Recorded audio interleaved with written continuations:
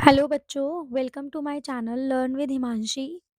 सो basically हम chapter number 3 of class 9 atoms and molecules complete कर चुके थे थियोरेटिकल वाइज। लाइक पूरी पूरी थ्योरी एनसीईआरटी बेस्ड हम लोगों ने कंप्लीट की थी। आफ्टर दैट आई वांट कि हम लोग एक रिवीजन करें, बट रिवीजन कैसे, फिर से थ्योरी पढ़ने का कोई मतलब मेरे को नहीं लगता कोई मतलब बनता है। तो आई थिंक कि हम लोग क्वेश्चंस के थ्रू हम लोग इसको रिवाइज करते हैं, क्योंकि इस चैप्टर में जहाँ पे बच्चा अटकता है वो क्वेश्चंस ही है, थ्योरी सब रट लेते हैं। ठीक है, तो अब हम सबसे पहले स्टार्ट करते हैं, क्योंकि इसमें छोटे-छोटे ही क्वेश्चंस हैं और छोटे-छोटे टॉपिक्स हैं, उसी को हम लोग कंप्लीट करते हैं, चैप्टर को वाइंड अप करते हैं। दैट इज़ सबसे पहले आपको निकालने के लिए आता है व्हाट मॉलिक्यूलर मास। तो कैसे आप कैलकुलेट करते हो मॉलिक्यूलर मास? उसके लिए मैंने आपके लिए 2 क्वेश्चंस रखे हैं which is very, very easy. जिसका नाम देखो, फर्स्ट में क्या है आपका CO2, जिसको आप किसके नाम से जानते हो? कार्बन डाइऑक्साइड के। ठीक है? तो जब भी आप लोग ये मॉलिक्यूलर मासेस निकालते हो तो क्या करते हो आप? इसके अंदर जितने भी एलिमेंट्स प्रेज़ेंट है, जैसे कि इसके अंदर कौन-कौन प्रेज़ेंट है? इसके अंदर प्रेज़ेंट है 1 कार्बन और साथ में इसके प्रेज़ेंट है 2 ऑक्सीजन। इनसी से मिलके हमारा कौन बना है? CO2। तो आप क्या करेंगे? कार्बन का मास लिखेंगे, दैट इज़ कितना होता है कार्बन का मास? 12, ऑक्सीजन का 16, इसका भी कितना? 16। इन तीनों को प्लस करोगे तो क्या आ जाएगा? 6, 6 12, 12 और 2 14 और 4 दैट इज़ 44। 44 यू भी लिख सकते हो और ग्राम भी लिख सकते हो, कुछ भी लिख सकते हो, that is up to you. तो 44 क्या है इसका आंसर? 44 यू हम लोग ले लेते हैं ना, 44 यू या ग्राम। उसके बाद आता है आपका सेम टू सेम, इसी तरीके से हमको निकालना है H2SO4। तो कैसे निकालेंगे आप? H2SO4 में क्या-क्या चीज़ें हैं आपके पास? 1 है 2 है आपके पास हाइड्रोजन, 1 है आपके पास सल्फर और 4 है आपके पास ऑक्सीजन। तो ऑक्सीजन, ऑक्सीजन, ऑक्सीजन ऐसे करके 4 ऑक्सीजन है, या फिर आप 4 मतलब O4 भी याद कर सकते हो। तो हाइड्रोजन कितना होता है? हाइड्रोजन का मास होता है 1, तो 2 हाइड्रोजन का कितना हो जाएगा? 2। सल्फर होता है दैट इज़ 32, ऑक्सीजन होता है 16 और हमारे पास 4 है तो 4 इंटू 16 इंटू 4 कर देंगे। 16 into 4 is 64 plus 32, 32 plus 2 is 4 mainly, तो हम लोग 34 भी कर सकते हैं या फिर आप जैसा मर्ज़ी चाहें। और इस तरीके से आप इसको प्लस करेंगे तो 4 और 4 आपका हो जाएगा 8 और 6 और 3 9, तो 98 यू आपका इसका आंसर आ जाएगा। ठीक है? तो ये था आपका सबसे बेसिक चीज़, जिसका आप जो आपके आपसे पूछा जाता है मॉलिक्यूलर मास निकालने के लिए। आपको कोई भी रैंडम कंपाउंड दिया जाता है और आपसे बोला जाता है भई इसका मॉलिक्यूलर मास निकाल के दिखा दो, तो आपको क्या करना होता है, उसके लिए आपको एटॉमिक मासेस चाहिए होते हैं और एटॉमिक मासेस आपको लर्न करने होते हैं बेसिकली। उन एटॉमिक मासेस को आप जैसे आप लर्न कर लोगे, तो लर्न करने के बाद आप हर किसी को जितने-जितने एलिमेंट्स प्रेज़ेंट हैं उनको प्लस करके आप निकाल सकते हो। उसी का छोटा भाई या फिर उसी का हूबहू भाई, बस वो क्या है, formula unit mass. Formula unit mass और मॉलिक्यूलर मास में मैंने आपको डिफरेंस बताया था, सिर्फ़ इतना है कि फार्मूला यूनिट मास जो है वो हम लोग यूज़ करते हैं हमारे आयनिक कंपाउंड्स के लिए, ठीक है? जो बेसिकली आयन से मिलकर बने होते हैं, और वहीं पे हम लोग मॉलिक्यूलर मास को नॉर्मली भी निकाल सकते हैं हर किसी के लिए। सेम कॉन्सेप्ट है। इसके अंदर कौन प्रेज़ेंट है? एक सोडियम प्रेज़ेंट है और एक क्लोरीन प्रेज़ेंट है Na और Cl के अंदर। तो सोडियम हमारे पास होता है, इसका मास होता है हमारे पास 23 और क्लोरीन का होता है 35.5। इन दोनों का प्लस करेंगे तो 5.8 और ये 58.5 यू या जी, कुछ भी कह सकते हो आप, ठीक है? इसी तरीके से आपका कैल्शियम हाइड्रॉक्साइड है, जिसमें हमारे पास कौन-कौन प्रेज़ेंट है? एक कैल्शियम प्रेज़ेंट है और एक मतलब हाइड्रोजन, 1 ऑक्सीजन और इस पूरे का 2। इसका मतलब है कि ये दोनों 2-2 हैं, मतलब 2 ही ऑक्सीजन, 2 ही हाइड्रोजन। तो इसको हम कैसे निकाल सकते हैं? कैल्शियम का है आपके पास 40, ऑक्सीजन और हाइड्रोजन। तो आप क्या करो, या तो आप ऐसा कर लो अलग-अलग, जैसे 2 ऑक्सीजन 2 हाइड्रोजन का निकालो तो भी चलेगा, नहीं तो आप क्या कर सकते हो, hydrogen 16 plus 1 that is 17, 17 into 2 कर दो। तो ये हो जाएगा 40 प्लस 17 इंटू 2, तो ये हो जाएगा 14, 1 और 2 34 प्लस 40, तो इन दोनों का प्लस करके क्या आ जाएगा answer? That is a,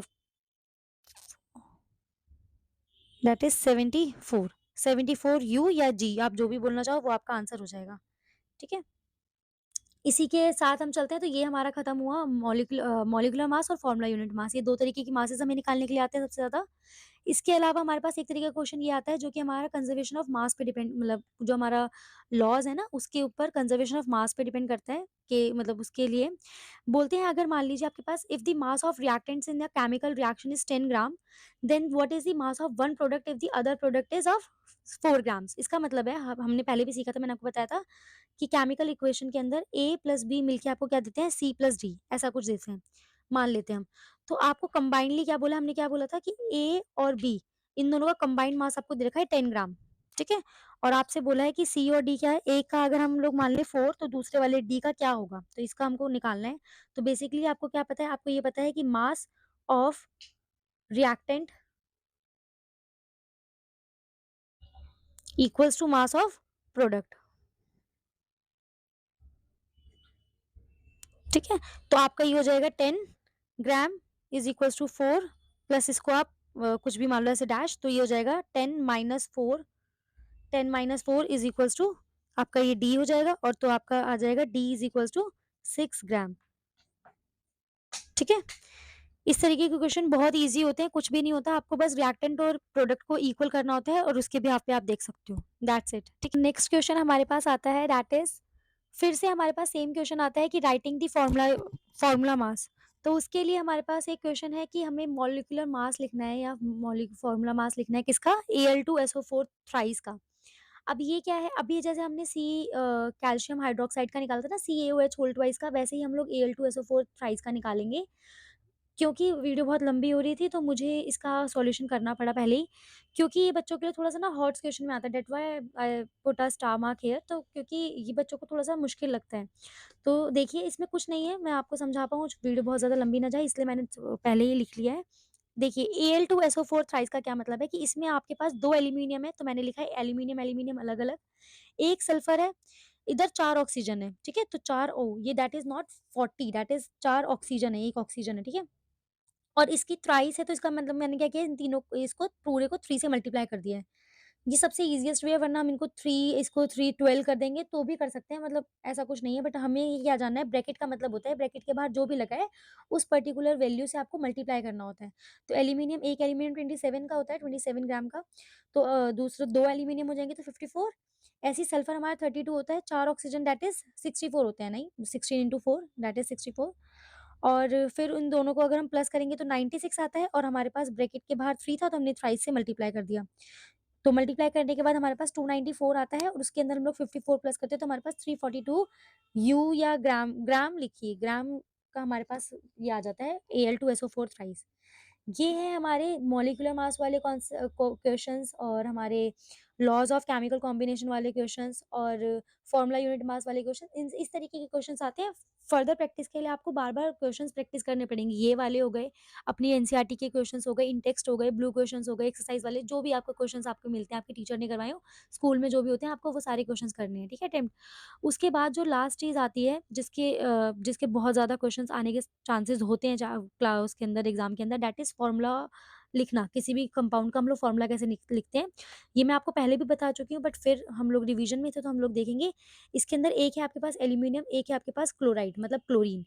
aluminium का जो आपका वैलेंसी होती है, इसके लिए आपको ना टेबल है आपकी एनसीईआरटी के अंदर, वो आपको लर्न करनी है, that is 3.9 I think table का नंबर है, I am not so sure, but मैंने पहले वाली उसमें बताया था। उसके आगे ना इनकी वैलेंसीज़ लिखी होती हैं, जस्ट इनकी वैलेंसीज़ को ना आपको क्रॉस करना होता है, क्योंकि एल्यूमीनियम हमें +3 में मिलता है, क्लोरीन हमें -1 में मिलता है। तो अब अगर इसके पास जाएगा एल्यूमीनियम, ठीक है? और क्लोराइड और क्लोरीन के साथ क्या आएगा, 3 मल्टीप्लाई, तो ये आ जाएगा हमारे पास AlCl3, एल्यूमीनियम क्लोराइड। उसके बाद आता है हमारे पास सोडियम सल्फेट। सोडियम हमारे पास होता है Na, सल्फेट होता है SO4। इसकी वैलेंसी अगर हम देखें तो Na होता है +1 के अंदर, सल्फेट होता है -2 के अंदर। इन दोनों को फिर से क्रॉस कर लो आप, तो आपके पास आ जाएगा दैट इज़ Na2SO4, ठीक है? इस तरीके से, इतना सिंपल है, बस इतना ही सिंपल है हमारे पास फ़ॉर्मूला लिखना। बच्चे से डरते हैं, बट इसको आपको इससे डरना नहीं है। जस्ट एक आपको इसके लिए चीज़ करनी पड़ेगी, that is the learning table 3 point जो भी है आपकी, आई एम नॉट श्योर। तो वो जो टेबल है आपकी, टेबल 3.6, हाँ, 3.6 आपकी जो टेबल नंबर है, आपको उसको लर्न करना है एनसीईआरटी के अंदर जो आपको गिवन है। बस उतना लर्न करने के बाद आप सिंपली लिख पाओगे, नहीं लिख पाओगे उसके लिए एक बार आप पुरानी वीडियो को देख सकते हो, और अगर कोई भी डाउट हो तो आप मुझे कमेंट कर सकते हो। Thanks for watching, see you in the next video.